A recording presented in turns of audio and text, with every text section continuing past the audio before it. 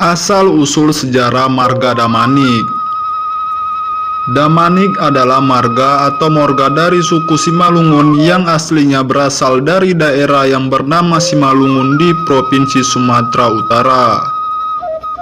Damanik berarti Simada Manik atau pemilik manik, yang mana dalam bahasa Simalungun manik berarti tondui, sumangat, tunggung, halanigan, atau bersemangat, atau berkarisma agung, atau terhormat dan paling cerdas. Legenda Damanik menurut Jahutar Damanik dalam bukunya Jalannya Hukum Adat Simalungun tahun 1974. Damanik adalah salah satu marga di antara marga nan 4 pada suku Simalungun. Sebutan Damanik muncul dari suatu perkembangan bahasa antara golongan masyarakat pada zaman permulaan. Dimaksudkan sebagai nama pengenal dari salah satu seorang anggota rombongan yang tiba berlabuh dan berkemah di Batubara di daerah Kabupaten Asahan sekarang. Yang digelari Damanik dalam legenda adalah seorang perbapaan, artinya seorang yang dituakan. Tempat bertanya hal-hal yang diperlukan tentang suatu dalam ilmu yang terkandung pada alam semesta, dilihat dari perhalaan, mempunyai ilmu pengobatan dan sebagainya. Pada zaman itu disebut datu atau dukun. Karenanya oknumnya dianggap manusia yang mengetahui rahasia-rahasia alam semesta. Sebagai datu sering terlihat dalam pakaian, jubah yang ditaburi manik-manik atau permata pada waktu memanjatkan mantra dalam upacara kepercayaan yang dianut pada masa itu. Bila dipertautkan dengan zaman kejadiannya, dengan suatu masa menurut prasejarah kira-kira 800 sampai 600 sebelum Masehi atau baca prasejarah. Pada zamannya Kerajaan Sulaiman di Asia Muka, pakaian jubah para imam sama bentuk dan perlengkapannya sebagai yang dipakai datu dimaksud. Bila demikian halnya tentu sang datuk menganut suatu keyakinan di samping ilmu-ilmu yang lain yang telah diuraikan di atas. Keyakinan mana jelas dalam masa prasejarah atau 1000 Masehi sebelum Masehi berupa suatu ajaran yang berasal dari Nabi Musa terkenal dengan ajaran Dasasila atau 10 perintah Allah yang menganggap bahwa manusia sama adanya di hadapan Allah. Dari ilmu yang dimiliki serta ajaran yang dibawa oknum tersebut disebut datu, dan dalam istilah ajaran agama sekarang disamakan dengan imam atau dalam satu operasi dianggap sebagai suhu. Demikian kemungkinan sehingga datu tersebut akhirnya disebut dalam cerita Damanik singkatan dari Datapur, Datupar, Manik-manik menjadi Damanik, atau datu sama dengan Damanik bergabung dalam istilah nama pengenal Damanik. Dalam karirnya diakui menjadi parbapaan Damanik digunakan pada keturunannya menjadi marga.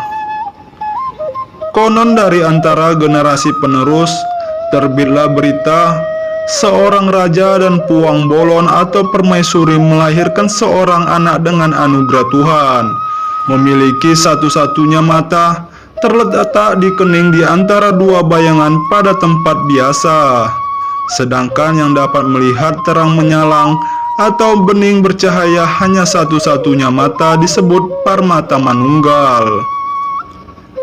Aneh dan ajaib menurut selera, apa yang tak akan terjadi Tuhanlah yang punya kuasa. Tidak usah dibawa malu oleh keluarga. Pemberian Tuhan harus diterima dengan lapang dada. Inilah namanya hikayat legenda Damanik marganya. Legenda serupa juga dimiliki marga Daulay di Tapanuli Selatan. Mulanya tersebar berita aneh dan ajaib manusia terlahir di dunia, orang tua bingung. Datuk-datuk memanjatkan mantra timbul duga menurut selera atau perhalaan dapat petunjuk dengan sampai salah menduga. Menurut cerita anjuran Datu Ulpukan atau ramalan, si anak akan membawa bencana atas kerajaan ayahandanya. Karena itu, sebaiknya si anak dibuang untuk mencegah timbulnya bencana kemudian. Tetapi sang ayah dan ibunda bertekad memelihara sampai remaja. Pada masa remajanya banyak peristiwa aneh terjadi atas dirinya.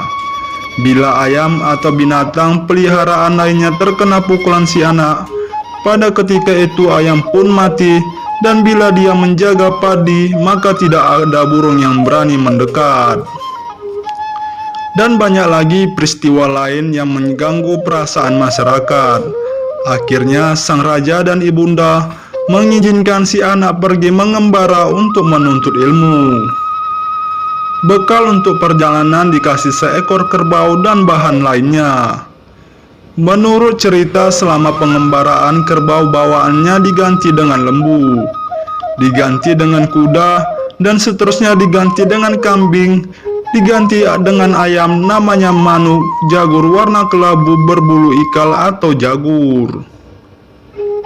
Ayam jagur inilah dalam legenda selanjutnya ayam ini sakti tetap menang di medan laga. Merantau dan mengembara itulah kerjanya, dari hutan ke hutan, menerobos hutan, menyeberangi sungai, berbuat baik menolak bala. Lama-kelamaan dikenal seorang yang arif dan bijaksana. Datuk Bolo Mandraguna disebut dalam cerita, keadaan mata jadi bahan bicara, disebut ia dalam kata Datuk Parmata Manunggal. Masyarakat mengenalnya dalam cerita sesuai dengan pandangan orang yang pernah melihatnya.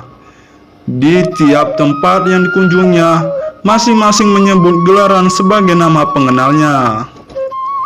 Di satu tempat disebut Datuk Parmata Manunggal, di lain kampung menyebut Raja Manualang, di negeri sana mengatakan Datuk Parmata Tunggal, dan di kampung anu menggelari Datuk Partiga-tiga Sihab Punjung. Namun banyaknya gelaran terdapat unsur tunggal atau satu dalam makna sebagai penunjuk orang hanyanya satu.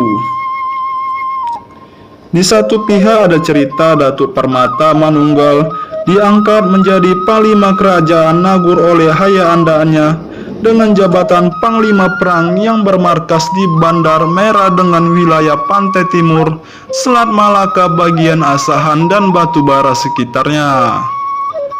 Armada pasukannya digempur kerajaan Singosari oleh kuasaannya Panglima Indrawarman dari kerajaan Jambi.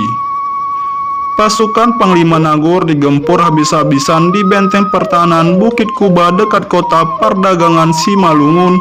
Lokasi itu terkenal sekarang dengan Keramat Kuba, perdagangan tempat di mana beruk dan monyet hidup berkeliaran berdampingan dengan manusia pengunjung sambil bersenda gurau. Sang panglima hilang raib di benteng pertahanan di Bukit Kuba, dan pasukannya menjelma menjadi beruk dan monyet penghuni Bukit Kuba yang dikenal Keramat itu. Berkaitan dengan raibnya sang panglima, munculnya keyakinan yang menimbulkan kepercayaan masyarakat bahwa sang panglima dianggap menjelma menjadi keramat atau sinumba. Tetapi cerita lain mengungkapkan bahwa sang panglima muncul di negeri Uluan dengan nama samaran Raja Manualang, bersama tinggal dengan kenalannya Raja Mangatur Manurung dari Sionggang negeri Uluan. Akhirnya mengembala hingga Datu Bolon Parmata Manunggal tiada pernah berdiam di suatu tempat, melanglang buana, memberikan pertolongan kepada yang susah, turun tangan menjauhkan bala. Mengembara sambil kerja sebagai pandai besi itulah bakatnya. Hasil kerja itu ditukarkan untuk belanja. Punya kegemaran sebagai rekreasi hidupnya, melagakan ayam sakti miliknya, warna kelabu berbulu ikal, asal dilepas tetap menang di medan laga. Lawan menduga ayam laga atau manuk jagur sakti Mandraguna sukar dicari jadi tandingannya. Wanti-wanti bagi keluarga, pantang dibunuh, warna serupa harus dipelihara pembawa tua. terbetik berita Datu Parmata Manunggal terlihat di lereng sampai ke puncak gunung. Oleh pengambil kayu dan rotan di hutan pegunungan, sewaktu-waktu terlintas dalam pandangan. Seseorang muncul mengepit seekor ayam disebut Manu atau dua kepala di hutan pegunungan. Berita segera tersiar, banyak sudah yang mempersaksikan. Sebagai petunjuk lokasi apa yang diceritakan, pegunungan tersebut dinamai Gunung Simanuk-Manuk atau terletak di sebelah timur dari Gunung Bukit Barisan, berpinggiran pantai pada Laut Tawar atau sekarang dinamai Danau Toba. Bahasa Belanda atau Tobamer pada tahun 1860 yang dimaksudkan Tau Toba sebelum tahun 1860 ialah danau sekitar Baligi. Datu Parmata Manunggal tiba di puncak Gunung Dolo Si Jambak Bahir atau Gunung Merangkul Langit 2245 mdpl dari permukaan laut. Lepas pandang arah pantai terbentang suatu lautan pantai dalam wilayah negeri Sipolha. Dari puncak menyusuri lereng gunung tiba di suatu kampung Lumban Tidang. Orang bersujud sembah, aneh manusia ajaib muncul di depan mata.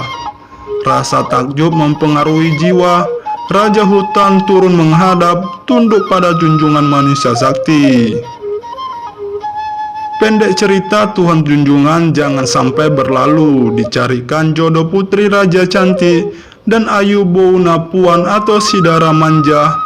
Putri tunggal raja mengatur manurung dari negeri Uluan di Sionggang atau Sijambur. Diambil Ibu Suri atau Puang Bolon kerajaan Sipolha.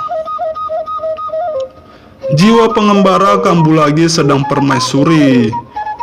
Boratan rumah atau berbadan dua. Untuk kedua kali ditinggal pergi mendaki Gunung Dolo Si Jambak Bahir.